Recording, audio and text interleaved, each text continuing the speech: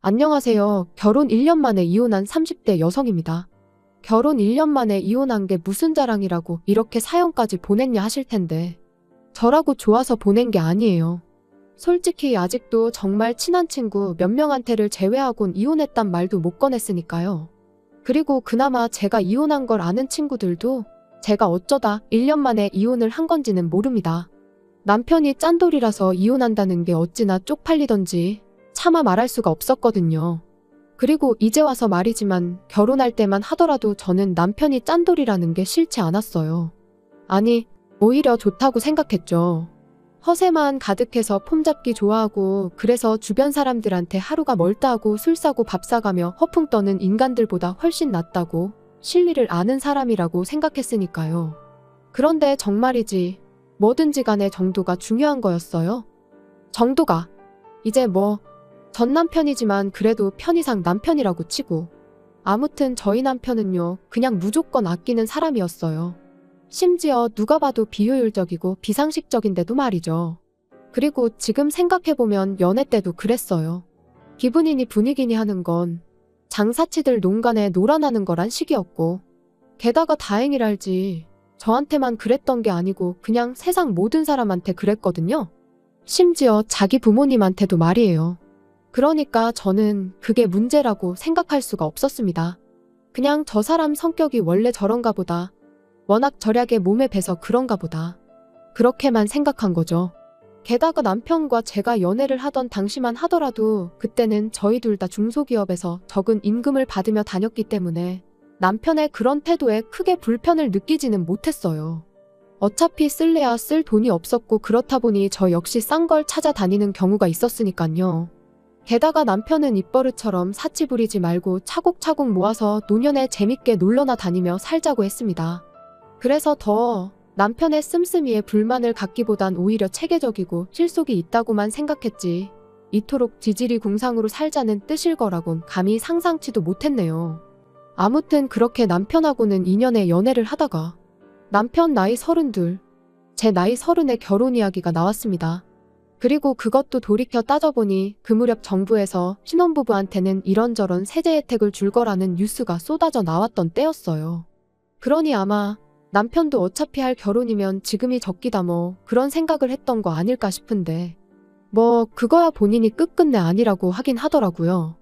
그리고 다시 본론으로 돌아와서 그래서 이제 프로포즈를 받았는데 사실 여자라면 다들 자기 나름대로 결혼식에 대한 어떤 환상 같은 게 있잖아요. 게다가 또 살면서 제가 드레스 입어볼 일이 있으면 몇 번이나 있겠나 싶었죠. 그런데 남편이 먼저 마치 선수라도 치듯이 하는 말이 요즘 스드메니 뭐니 그게 한두 푼이 아니라더라 하면서 그거 다 낭비네였쩌네. 그리고 그런 말도 하다못해 저랑 둘만 있을 때 하면 그렇게까지 서럽진 않았을 텐데 드레스샵에서 그것도 직원들 앞에서 그런 소리를 해대니 제가 어찌나 민망하고 쪽팔렸는지 몰라요. 그래서 아닌 게 아니라 그때 파혼 이야기까지 나오기도 했었습니다. 눈치도 없고 배려심도 없고 초치는 소리나 해대는 부정적인 남자랑은 도저히 못 살 것 같다고 제가 헤어지자 했었거든요. 그런데 그때 이런 상황을 알게 되신 어머님께서 저를 따로 부르시대요.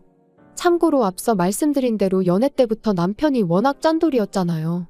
그러니 남편이 자취를 한 것도 아니고 본가에서 부모님과 함께 살았음에도 불구하고 몇 번이나 그 본가에서 데이트를 하곤 했었죠. 그래서 자연히 어머님 아버님도 몇 번이나 뵀던 거고요.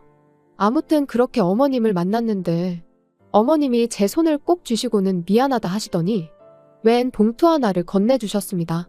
남편에게는 말하지 말고 저 원하는 드레스랑 메이크업 하는데 보태라고 하시면서요. 그러니 정말이지 어떻게 보면 남편이 아니라 어머님 때문에 결혼을 했다고 해도 과언이 아니에요. 하지만 결혼 생활이란 게 결국 남편과 저 두 사람이 만들어가는 거잖아요. 그러니 지금도 돌이켜 생각해보면 제가 참으로 생각이 짧았다 싶어요. 그리고 하는 김에 좀 더 푸념을 해보자면 신혼여행도 말이죠. 저는 꼭 하와이로 가고 싶었거든요. 그런데 남편이 달러가 지금 얼마나 비싼 줄 아니 모르니 해대더니 무조건 일본을 고집하는 거예요. 엔저라서 무조건 지금 가는 게 이득이라면서요. 그리고 거기까지는 저도 남편 말이 아주 틀렸다고 생각하지는 않았습니다. 그래서 그래 이번엔 일본 가고 하와이는 다음에 가자. 대신 신혼여행인 만큼 호텔은 좋은 곳으로 가자. 다른 건 몰라도 야경을 볼 수 있으면 좋겠다. 그랬더니 남편도 흔쾌히 걱정 말라며 자기가 그 정도 센스는 있는 사람이라나요? 그런데 일본에 도착하고 나서야 황당한 상황을 맞닥뜨렸어요. 저희가 4박 5일 동안 머물기로 한 호텔이 관광 호텔인 것도 부족해서는 떡하니 유흥가 한복판에 위치해 있더라고요. 게다가 야경은 무슨. 호텔을 둘러싼 수많은 술집 간판들이 내뿜는 네온 사인들이 제가 볼 수 있는 야경의 전부였지요. 너무 서럽고 화가 나서 위약금을 내더라도 당장 취소하고 좋은 데로 옮기자고 했습니다. 그랬더니 남편은 저를 달래거나 제 화를 가라앉히기 위해 노력을 하기는커녕 위약금을 내고 싶으면 제 돈으로 내라는 소리만 해댈 뿐이었어요. 그리고는 하루 종일 관광하고 다니면 호텔 와서는 자기 바쁠 텐데 그러면 침대만 푹신푹신 좋으면 됐지 뭐가 문제냐면서 저더러 까탈스럽게 굴지 말라나요? 진짜 신혼여행이고 나발이고 당장이라도 짐 싸서 그냥 집에 가고 싶은 심정이었습니다. 하지만 그때만 하더라도 솔직히 차마 용기가 나질 않았어요. 당장 친정부모님한테는 뭐라 말씀을 드리나 그런 생각도 들고 친정부모님은 제 부모님이시니 이해해 주신다 치더라도 친정부모님의 친인척분들부터 시작해서 제 주변 사람들은 도대체 무슨 생각을 할지 거기까지 생각이 미치니 결국 제가 할 수 있는 건 남편한테 어떻게 이럴 수 있냐고 원망을 토해내고 속상한 마음을 토로하는 것뿐이었죠. 그리고 그렇게 결국 저는 저대로 남편은 남편대로 기분이 상해서는 말 그대로 신혼여행을 망치게 된 거죠. 그리고 지금 생각해보면 그때부터 이미 남편에게 조금씩 정이 떨어지기 시작했던 것 같습니다. 그때부터 남편이 돈돈 할 때마다 뭐랄까 화가 나고 사람이 날카로워지는 게 한마디로 신경이 곤두서는 기분이었거든요. 그러다 한편 결혼한 지 반년이 지나가던 무렵 제가 회사를 나와 아주 작게나마 제 사업을 시작하게 됐어요. 그런데 사무실 하나 얻은 것도 아니고 정말 온라인으로 작게 시작을 했는데도 이래저래 어쩔 수 없이 발생하는 비용들이 있는 거예요. 일이랑 관련된 사람들도 만나야 했고요. 그런데 이걸 가지고 남편이 태클을 걸기 시작했습니다. 돈을 벌기도 전에 써대끼는데 재미가 들렸다면서 저를 마치 사업가라는 타이틀에 취해서는 여기저기 돈이나 펑펑 쓰고 다니는 여자 취급을 하더라니까요. 참고로 사업을 시작할 때부터 운영하는 내내 남편한테서 이런 한 푼 받았어 본 적이 없어요. 전부 다 제가 직장 생활에서 벌은 돈으로 충당했고 부족한 건 대출받아 썼거든요. 생활비는 연애할 때와 마찬가지로 남편과 정말 칼같이 나눠서는 반반 부담을 했고요. 그런데 남편이 그렇게 잔소리를 해대니 남편 말 맞다나 그게 피가 되고 살이 되긴커녕 제 귀에는 마치 굳은 살처럼 박혀서는 나중엔 뭐라건 간에 넌 떠들어라 난 안 들린다 그렇게 되더라니까요. 사실 남편이 돈 앞에서 절절매게 된 데에는 나름의 사연이 있긴 했어요. 제가 다 줄줄이 말하진 못했지만 사실 결혼하고 이후로 남편하고 번번이 돈 문제로 부딪히곤 했는데 그걸 알게 되신 어머님께서 말씀해 주시길 실은 남편이 어렸을 땐 시댁 형편이 지금보다도 훨씬 안 좋았었답니다. 그리고 그런 상황에서 어머님은 어린 아들에게도 뭐가 됐건 간에 아껴 쓰길 가르치셨는데 문제는 형편이 나아진 이후에도 남편의 태도는 달라지지 않더랍니다. 언제 또 힘든 나날이 찾아올지 모르니 매일같이 대비를 해야 한다면서요. 그리고 어머님 아버님은 어쨌든 남편이 그렇게 된 게 당신들 때문이라고 생각하고 계셨기 때문인지 그런 남편을 말리지도 어쩌지도 못하셨던 거죠. 그런데 저로서는 연애할 때는 그나마 일주일에 한두 번 만나서 데이트할 때나 보던 모습을 이제 하루가 멀다 하고 지켜봐야 했으니 말 그대로 스트레스가 이만저만이 아닌 게 저 인간을 내가 평생 감당할 수 있을까 싶더라고요. 그리고 그런 남편에게 결국 두 손 두 발 다 들게 된 일이 있었으니 친정어머니가 저희 집에 오셨던 날이었어요.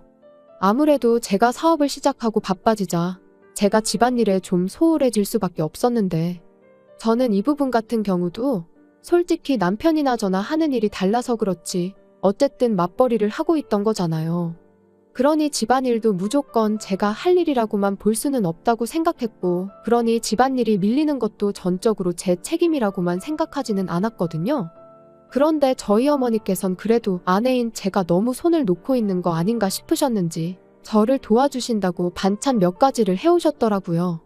그래서 제가 감사한 마음에 얼마라도 드리려고 했는데 어머니께서 버럭 화를 내시며 친정엄마가 딸한테 이 정도도 못 해주냐 하시더니 그냥 나가서 커피나 한잔 하자시대요. 그래서 어머니를 모시고 동네에서 핫하다는 카페에 갔습니다.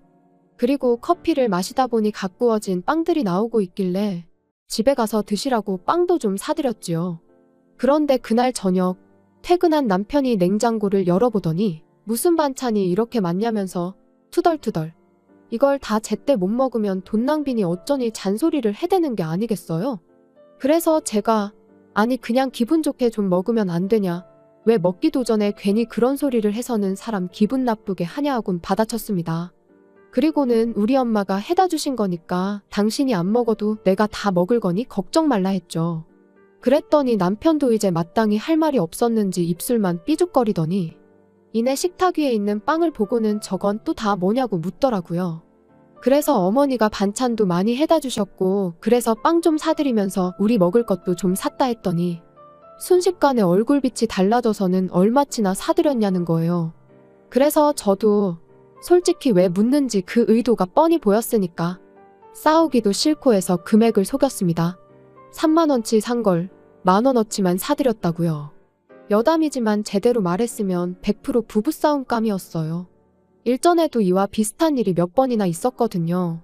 그리고 저는 그 정도 했으면 남편이 그냥 넘어갈 줄 알았는데 어이가 없게도 남편이 빵을 담아온 쇼핑백에 있던 전화번호로 전화를 걸어서는 저랑 저희 어머니가 다녀간 시간대를 얘기하며 얼마치나 샀는지 확인해달라고 하는 게 아니겠어요?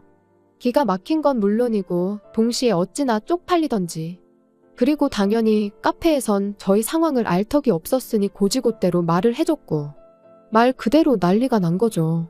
부부간에는 신뢰가 가장 중요한 법인데 제가 거짓말을 했다는 게 자기는 용납이 안 된다면서요. 그래서 저도 처음엔 미안하다고 했어요. 나쁜 의도가 있었던 건 아닌데 일전에도 이런 문제로 다툰 적도 있고 하니 나도 모르게 줄여서 말하게 됐다고 솔직하게 털어놓기도 했고요.